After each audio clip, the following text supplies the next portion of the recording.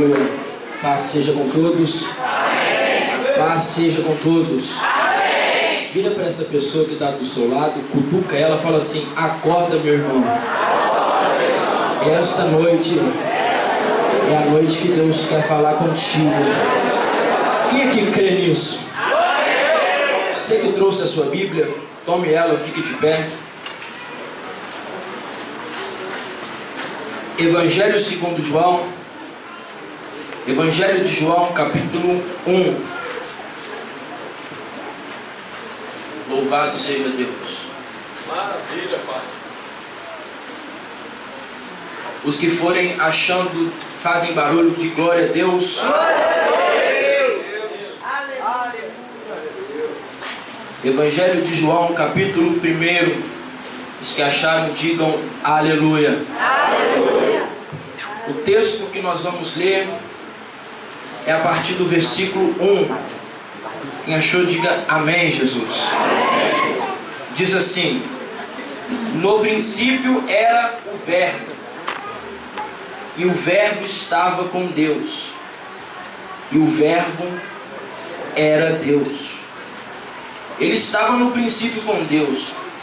Todas as coisas foram feitas por Ele, e sem Ele nada do que foi feito se fez. Nele estava a vida, e a vida era a luz dos homens.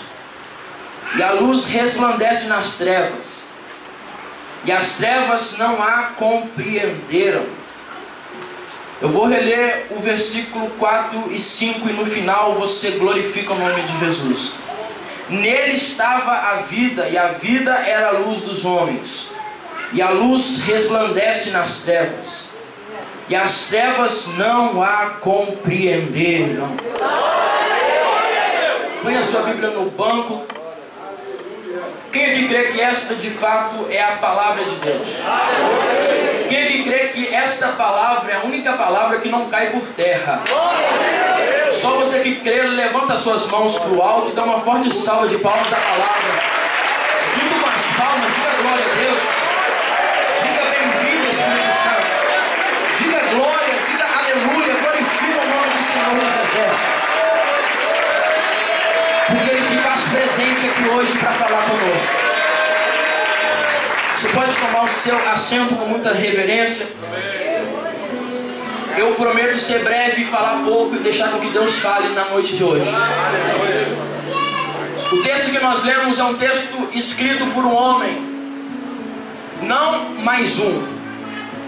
Não um qualquer. Era um rapazinho jovem quando encontrou Jesus pela primeira vez. Ele estava pescando com o pai dele. O pai dele era muito rico. Estava no mar da Galileia, pescando, exercendo a sua função. Estava ele mais o irmão dele, Tiago. De repente, à beira do mar, chega um homem. Porém, esse homem não é também qualquer homem. Esse homem era o que, alguns momentos atrás, tinha sido batizado no Rio Jordão. E quando ele chega, João, que batizava as pessoas, xingando elas, falando raça de víboras. Quando ele chega, ele não chama de víbora. Esse que está chegando é o Cordeiro de Deus, que tira o pecado do mundo. Logo depois de ser batizado, Jesus é conduzido ao deserto e é tentado. 40 dias e 40 noites. Depois disso, Jesus vai em busca dos homens que vão mudar o mundo daquela época. Jesus chega à beira do mar. Ele não fala bom dia, nem boa tarde, nem boa noite. A primeira palavra que Jesus fala para esse homem que escreveu esse texto, chamado João, Jesus vira para ele e para o irmão dele. Estavam trabalhando, ganhando pão de cada dia. Jesus fala assim: segue-me. A Bíblia diz que instantaneamente eles deixaram o que estavam fazendo e seguiram a Jesus. A trajetória de Jesus começa. Os milagres chamam a atenção do povo, porque o milagre ele chama a atenção das pessoas. Só que o milagre não é tudo na vida do crente. O milagre traz a multidão para a igreja. Os dons, ativam a curiosidade no coração do homem e chama eles e amutua a multidão. Agora, ele que começou sem ninguém tem 25 mil seguidores todos os dias. A multidão era tanta que a Bíblia diz que ele acordava de manhã, Jesus, ainda cedo, de madrugada, e se retirava para os lugares desertos, para que ele pudesse orar. Ele passava horas e horas sem comer, fazendo a obra de Deus, porque era muita gente necessitada. No meio dessa crise, no meio desse alvoroço, fazendo a obra de Deus, eu penso que Jesus passa a mão no rosto, respinga o suor e fala assim: Pai, envia mais trabalhadores para a seara, Senhor, porque grande é a seara e poucos são os trabalhadores. Agora Jesus designa 70 discípulos, missionários, que vão fazer a obra. Jesus envia eles. Dos 25 mil ele separa 70. Dos 70, ele tem 12, que são chamados apóstolos, porque no capítulo 10 de Mateus, Jesus fala: eu vos envio como cordeiro no meio de lobos, ide, portanto, curai os enfermos, ressuscitai os mortos, limpai os leprosos, de graça vocês receberam de mim, e de graça vocês vão dar para os outros. Essa palavra é enviado, no grego é apostelo, que veio da palavra apóstolo, aqueles 12. Porém, dos 12, tinham 3 que não eram somente os 12. Dos 12, tinham 3 que não largavam do pé de Jesus. Jesus ia no banheiro e eles estavam querendo ir junto. Jesus ia para lá e eles estavam juntos. Tinham 3 ali que eram apegados demais em Jesus: Pedro, Tiago e João. Só que dos 3 tinha um, o mais novo deles, que tinha coragem de, num momento, vai chegando aos poucos, Jesus está sentado, ele senta do lado de Jesus. Ele vai abaixando, ao tempo ele está com a cabeça reclinada no peito de Jesus.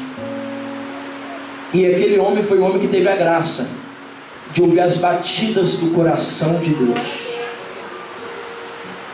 Eu fiz essa volta toda para te falar que a maioria nasceu para ser mais um. A maioria nasceu para ser a multidão. A maioria das pessoas são aquelas que vêm no culto só para encher o banco. A maioria das pessoas são as que vieram para receber algo. A maioria das pessoas são as que vêm aqui e não tem compromisso com nada com o que é de Deus. A maioria das pessoas são as pessoas que querem ter somente um título de religioso, querem dizer: eu sou evangélico. Mas dessa maioria Deus separa alguns. Dessa maioria Deus tira os 70, que são homens que vão fazer a obra de Deus. Porém, até mesmo dos obreiros Deus separa 12, e dos 12 Deus separa 3, e dos 3 tem a minoria, que são homens que são como Davi, que são como João, que reclinam a cabeça no peito do Senhor e podem ouvir as batidas do coração de Deus. Você lembra do tabernáculo de Moisés?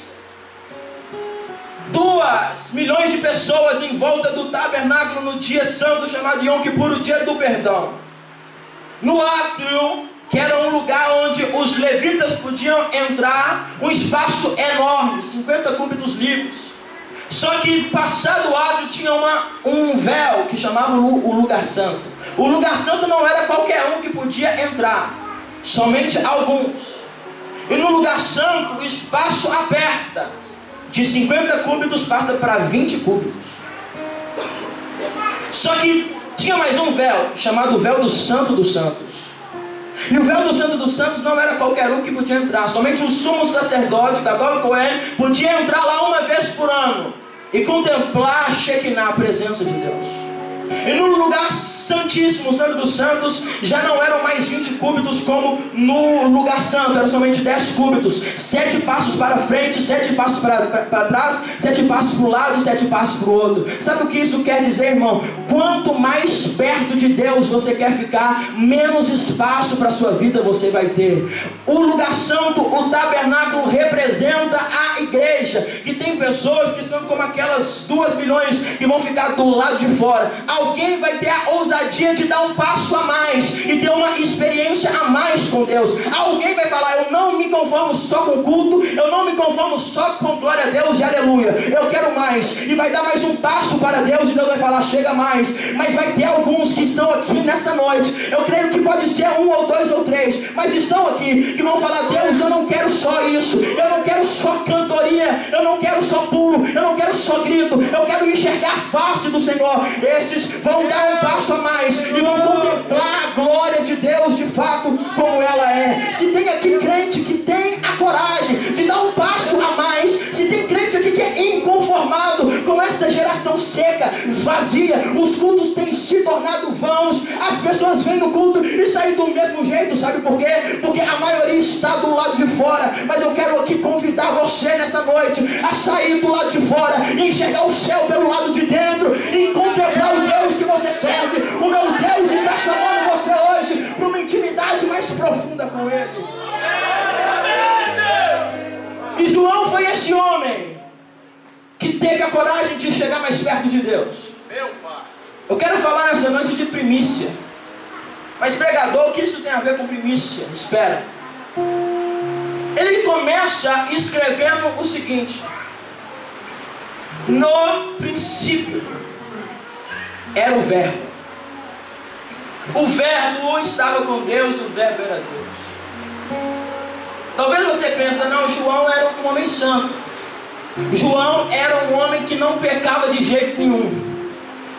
A Bíblia diz que Tiago escreve assim, o irmão dele, Elias, era um homem sujeito às mesmas paixões do que nós, e orou para não chover, e durante 3 anos e meio não choveu. Ele orou de novo para chover, e Deus mandou chuva. Sabe o que a Bíblia está querendo falar? Que aqueles homens que fizeram a diferença no passado, eles são igual a nós. O que vai determinar onde você vai chegar, que história você vai marcar, é aquilo que você vai colocar em primeiro lugar na sua vida. Alguém pensa: o pregador, ele ora e cura, ele revela, é porque ele é santo. Não, não tem diferença dentro de quem está aqui em cima e de você que está aí. O que vai resolver, o que você vai fazer na sua vida, a intimidade que você vai ter com Deus, não é a sua posição física, mas é a sua posição espiritual. É o que você vai ser, o que você vai fazer quando a situação se manifestar na sua vida. Vai ser qual atitude de fé você vai tomar. Se você vai somente me ouvir aqui hoje e vai sair da mesma forma, ou se você vai pegar essa palavra, colocá-la no peito e falar: Deus, eu não saio daqui antes que o anjo me toque, eu não saio daqui antes sem ter uma experiência contigo, eu não saio daqui antes sem ouvir um pouco do soar da voz do Senhor. Se você fizer isso nessa noite, se você for como Jacó, que não larga Deus enquanto não receber, que não deixa a presença de Deus enquanto não tem algo mais profundo com Deus, eu tenho certeza que você não vai sair daqui da mesma forma que você entrou. Se você veio aqui,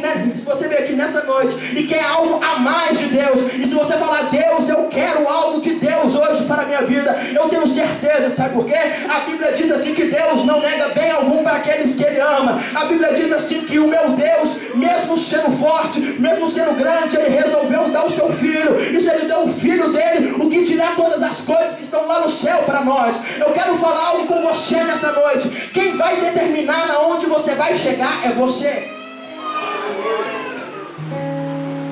João não era um homem santo. João foi o mesmo que quando Jesus chega em Samaria e eles não recebem Jesus, ele fala assim: olha, ô Jesus, o senhor quer que a gente ore aqui para cair fogo do céu? João, ele era um pouco estressado com as coisas. Ô Jesus, o pessoal não te recebeu, o senhor quer que a gente ore para cair fogo do céu? Jesus fala: não, calma. Eu não vim para destruir as almas dos homens, eu vim foi para salvar a alma dos homens. João foi o mesmo. João, a Bíblia parece, se você for estudar o perfil psicológico de João, você vai ver que ele era meio ciumento com Jesus.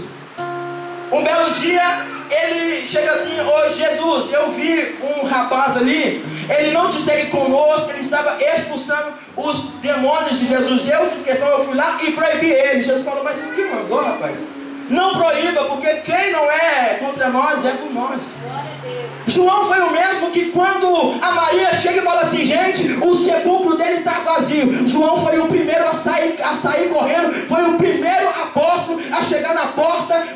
sepulcro. Por quê? Porque João não era normal. João, ele era apaixonado demais. E todo aquele que é apaixonado demais por Deus, ele faz coisas que os outros não fazem. Ele quer algo que os outros não têm. Ele quer ter uma experiência que os outros não tiveram. Se tiver algum tipo de João aqui nessa noite, eu quero falar que a mesma experiência que João teve, ele vai dar para você hoje, porque o meu Deus é fiel. João foi o mesmo que quando Jesus estava partindo, Jesus fala para Pedro: olha, Pedro, o que te importa se ele me vê até que o meu reino venha? João foi o mesmo. Foi o único apóstolo que não morreu de martírio. Estava por volta de 90 anos de idade, ainda vive com saúde. A morte já tinha tentado pegar ele 1 milhão de vezes, mas não conseguiu levar ele. Sabe por quê? Crente que tem experiência, que tem intimidade com Deus, a morte tem dificuldade de chegar perto dele. Os demônios têm dificuldade de chegar perto dele. A dificuldade tem dificuldade para chegar perto dele. Sabe por quê? Porque ao redor dele, Deus guarda ele, cerca ele com miríades e miríades de anjos. Ele é como um soldado muito importante. Ele anda e um batalhão anda com ele. Quando você chega em algum lugar, irmão, não pensa ser normal. No mundo espiritual, Satanás ouve barulho de tropas marchando, e alguém olha e fala assim: quem é essa multidão que está vindo? Não é uma multidão, é um crente que tem experiência com Deus, e junto com ele está vindo uma multidão de anjos que estão ao redor dele para guardar ele, porque ele tem ministério, ele tem chamado, ele tem uma promessa, e Deus guarda ele. Se tem crente aqui que tem promessa, tem ministério, tem chamado, levanta a mão para cima agora, para dar um glória para Jesus de Nazaré nessa noite.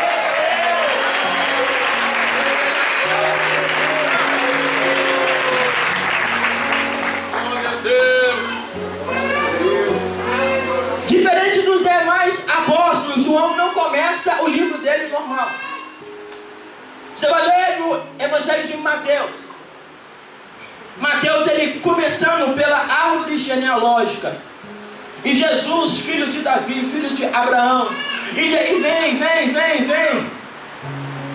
Você vai ler em Lucas também, pela árvore genealógica natural de Jesus. Porém, no Evangelho de João não começa pelo nascimento, pela linhagem humana. João começa assim: ele veio antes de qualquer homem. Ele não é proveniente de nenhum homem. Antes que houvesse dia, ele já era. E ninguém há que possa escapar das mãos dele. Ele era o Verbo. Ele estava com Deus. No princípio era o Verbo. Ele estava com Deus. O Verbo era Deus. A Bíblia diz assim que todas as coisas foram feitas por ele, e nada do que foi feito se fez. Quando João ele escreve isso, João está deixando para nós aqui um princípio muito lindo. O princípio que João deixa é o princípio de como Deus começa a operar algo na vida de alguém.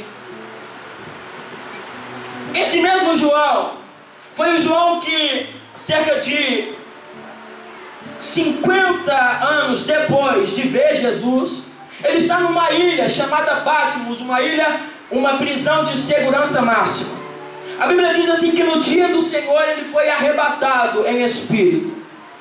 A Bíblia diz assim que ele ouviu uma voz por detrás dele, que dizia: eu sou o alfa e o ômega, João. Eu sou o princípio e o fim. Quando ele vira para ver aquela voz, a Bíblia diz assim que ele viu 7 candelabros. E ele fala assim, a Bíblia diz assim que quando ele viu aquele que estava no meio dos 7 candelabros, ele não era aquele mesmo Jesus que ele tinha visto. Jesus tinha dado uma mudada, porque ele tinha visto um Jesus normal, ele tinha visto um Jesus natural, mas agora ele vê um Jesus glorificado. Ele vê o nosso rei com os olhos como chama de fogo, com o pé como de latão reluzente. Ele vê ele com uma roupa branca, ele vê ele com o cabelo mais alto do que a neve. A Bíblia diz assim que quando ele viu aquele homem, ele cai por terra como morto. Sabe por quê? Ninguém pode ter uma visão do sobrenatural e continuar de pé. Ninguém fica diante do meu Deus,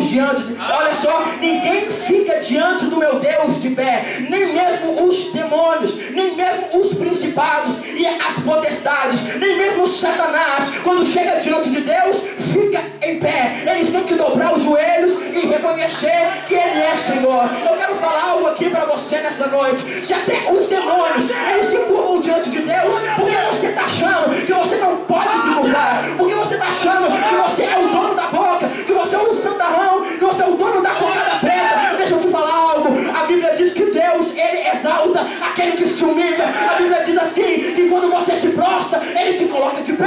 A Bíblia diz assim, que quando Ele te humilha, o meu Deus te exalta. Levanta a mão agora para o alto, eu quero falar algo para você. Você que está sendo humilhado, você que está sendo rejeitado, não fica triste. É porque não tem como Deus te exaltar se você primeiro não for humilhado. Deus está permitindo essa situação, é para Ele mostrar que Ele é Deus para te exaltar na face da terra. Tem alguém que me crê nisso? Levanta a mão para o céu e dá glória para Jesus. Todo joelho se dobrará. Eu fico pensando naquele dia. Eu vou ver George W. Bush. Eu vou ver o Barack Obama.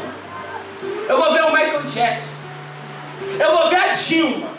Eu vou ver todos os poderosos que se acham tal, ter que dobrar naquele dia e falar assim: tu é reis do reis e senhor dos senhores.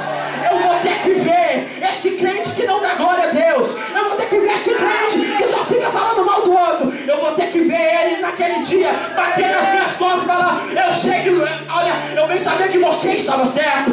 Agora ele vai ter que se dobrar e vai ter que reconhecer que o Deus que nós estamos falando não é um Deus como Buda, não é um Deus como Maomé, não é um Deus como Allan Kardec. O nosso Deus é um Deus vivo que está aqui nessa noite para te dar vitória. Olha o que Jesus fala com ele na visão do Apocalipse. A primeira coisa que Jesus fala com ele: eu sou o Alfa e o Ômega. A mesma palavra que ele escreveu as primeiras palavras no Evangelho dele. No princípio era o Verbo. Sabe por quê? No final do ministério dele, as primeiras palavras que Deus fala com ele foram as primeiras palavras que ele escreveu no Evangelho de João, no começo do ministério dele. Sabe o que isso quer dizer? O que você plantar no começo do seu ministério, você vai colher lá na frente, no futuro do seu ministério. O que você plantar aqui hoje, Aleluia! ah não é verdade. Você lembra de Paulo? O que Paulo plantou no começo do ministério dele? Cartas para aprisionar. E como ele terminou o ministério dele? Na prisão, escrevendo cartas. Meu Pai. Por quê? Porque aquilo que você planta aqui hoje, você vai colher amanhã. Por isso eu te recomendo você tirar essa cara fechada do rosto. Por isso eu te recomendo você esquecer as dívidas, a tribulação, o câncer, a AIDS. Eu quero que você esqueça essas misérias e adore o Deus que fez o céu e a terra. Porque quando você manda glória para cima, Ele manda vitória para baixo. Ele resolve te abençoar e te dá vitória.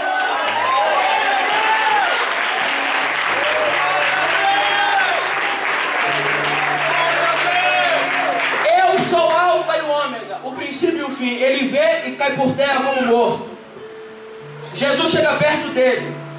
A Bíblia diz que dá as mãos para ele e fala assim: não temas, eu sou o primeiro e o último. Fui morto, mas eis aqui, estou vivo pelos séculos dos séculos. Ele levanta a segunda palavra: eu sou o primeiro e o último. Meu Deus! Porque Deus sempre começa pelas primeiras coisas. A palavra primeiro, ela é muito extensa. A palavra primeiro, ela gera várias outras palavras. Eu vou falar algumas. Uma palavra que a palavra primeiro gera é principal. Principal gera príncipe.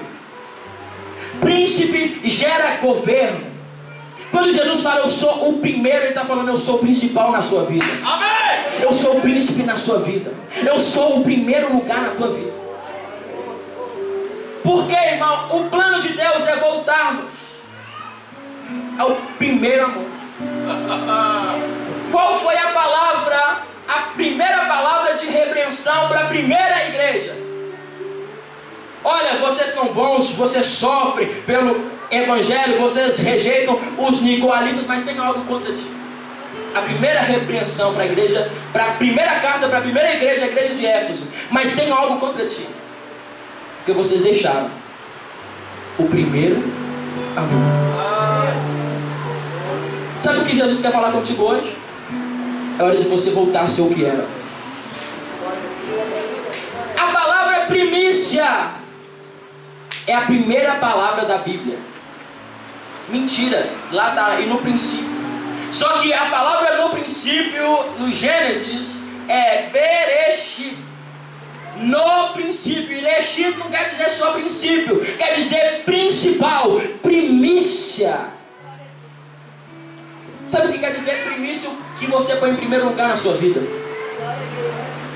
João colocou Jesus em primeiro lugar na vida dele.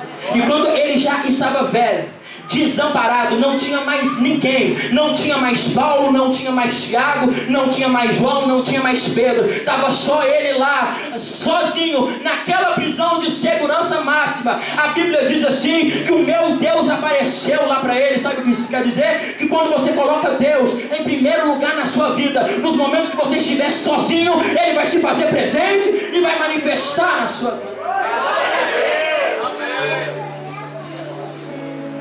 O plano de Deus é fazer-nos voltar às primícias do que nós éramos. Deus criou o homem, Salmo 8, versículo 4, um pouco abaixo dos anjos, Adão e Eva. Só que eles pecaram e agora está um pouco semelhante aos demônios.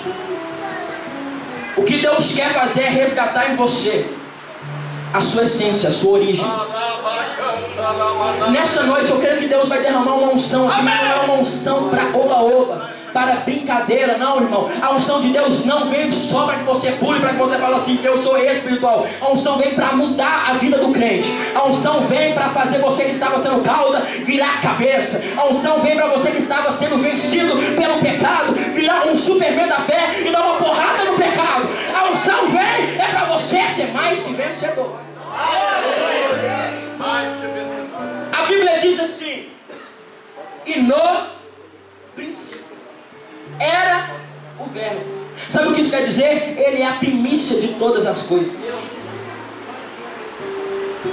Sabe o que isso quer dizer? Que na sua vida Ele tem que ser o primeiro, como o pastor disse hoje de manhã, o segundo, o terceiro, o quarto na sua vida, em todas as coisas.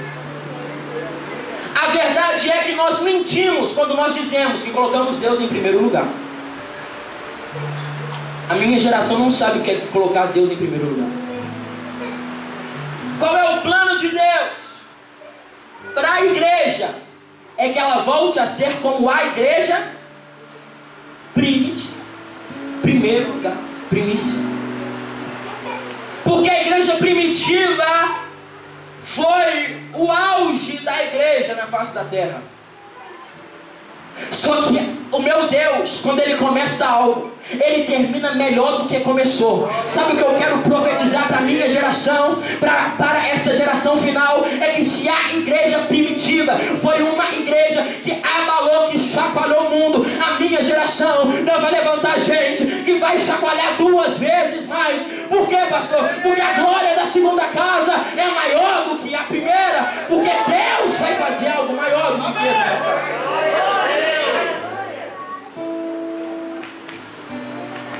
Eu quero que você nessa noite curve a sua cabeça e feche os olhos. Aleluia! O que tem sido em primeiro lugar na sua vida? Aleluia! A Bíblia diz que quando nós não colocamos Deus em primeiro lugar, o Espírito de Deus que habita em nós tem ciúmes de nós. Quando Ele quer conversar com você e você prefere conversar com seus colegas, Você dedica mais tempo pelo Facebook, WhatsApp, trabalhando, negociando, do que conversando com Deus. Redobre a sua atenção aqui. Deixa eu te falar. Isso é um princípio. Princípio também vem de primeiro. Aleluia. Deixa eu te falar algo. Aleluia. O que você colocar em primeiro lugar aqui na terra com Deus vai determinar em que lugar Deus vai colocar as suas orações quando chegar lá no céu. Não, você não entendeu. Se você colocar a sua vida com Deus aqui em último lugar, as suas orações vão ser respondidas em último lugar. Mas o crente que coloca Deus em primeiro lugar, a oração dele nem chega lá no céu e Deus já desce com resposta. Isso mostra para nós porque a nossa geração é tão fraca. Porque a manifestação e a efusão do Espírito Santo tem saído no meio de nós. Porque nós queremos que Ele dê o melhor de nós e nós damos o pior para Ele. Nós queremos ver os surdos ouvirem os mortos ressuscitarem. Nós queremos tudo de Deus, mas damos o nosso nada para Ele. Eu ouvi uma frase que eu sempre repito ela: grandes relacionamentos requerem grandes entregas. Se você quer ser esse crente que você é, essa palavra não é para você. Mas se você quer ser um homem, uma mulher que vai marcar essa geração, você precisa aprender que antes da sua mãe, que antes do seu pai, que antes dos seus negócios, que antes de você mesmo, o reino dele tem que estar em primeiro lugar na sua vida. Mateus 6. Buscai primeiro, como primícia, o reino de Deus. Jesus deixou bem claro algo que Ele falou quando estava aqui na terra: que quem buscar em primeiro lugar o reino dos céus, todas as outras coisas seriam acrescentadas. Quero que você tire essa preocupação do seu coração, irmão. Se você vai ter carro, se você vai ter moto, se você vai poder mostrar para os outros que você tem, tira isso do seu coração, tira. Deus não está te pedindo nada disso. Deus está te pedindo a presença de Deus na sua vida. Deus está te pedindo uma intimidade, uma comunhão. Tira isso. Se as pessoas vão olhar para você como se você fosse pobre, tira isso. Eu prefiro ser pobre, ser amigo de Deus, do que ser rico e não conhecer o toque das mãos dele na minha vida. Eu prefiro não ter nada, mas ter o crédito de colocar minha cabeça nos peitos do Senhor e ouvir as batidas do coração dele. Feche os seus olhos. Vou chamar os irmãos do louvor para subirem aqui. Feche os seus olhos, fica na unção. Não deixa nada tirar o seu foco.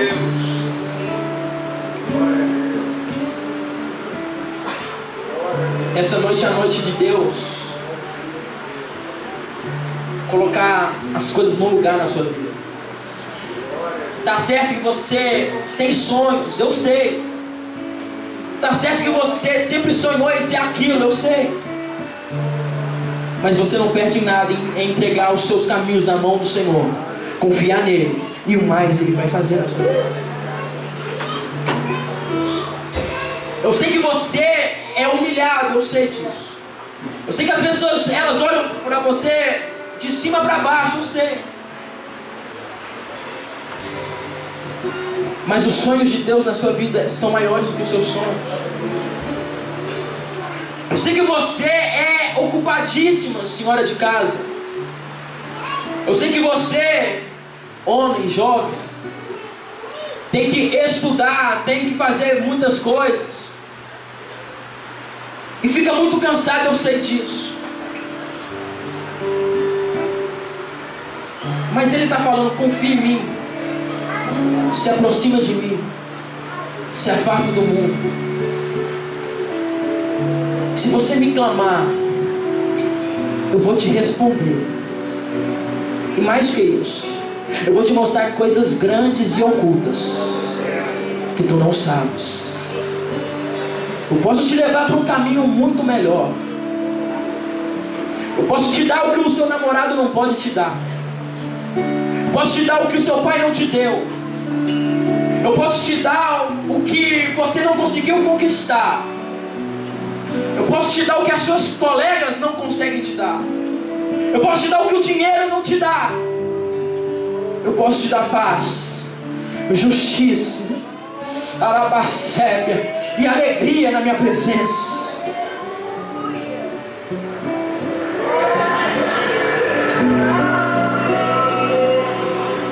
Sabe qual é a luta do Espírito Santo? É que ele geme por estar por perto de nós.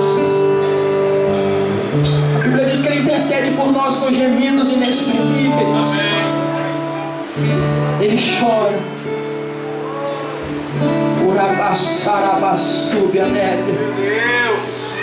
Uma unção de quebrantamento desce sobre essa igreja hoje, Espírito Santo. Amém. Urabacébia. Hoje é noite de Deus levantar a sua alma. Deus levanta um homem, Ezequiel. Ezequiel já estava de pé e Deus fala: põe-te de pé, eu falarei contigo. Ele estava de pé fisicamente, mas a alma dele estava prostrada. Hoje Deus vai te tomar pelas mãos e vai te levar em um rio de águas cristalinas. Ele vai passear com você pelo jardim. Ele vai conversar contigo. Ele vai mostrar para você as maravilhas do mundo vindouro, o que Ele tem preparado para você. O que Ele tem preparado para você. Não tem mansão nessa terra, não tem carro luxuoso, não tem moto, não tem bens financeiros que se compara com aquilo que Deus preparou para você. Nada se compara com algo que Deus tem preparado para nós.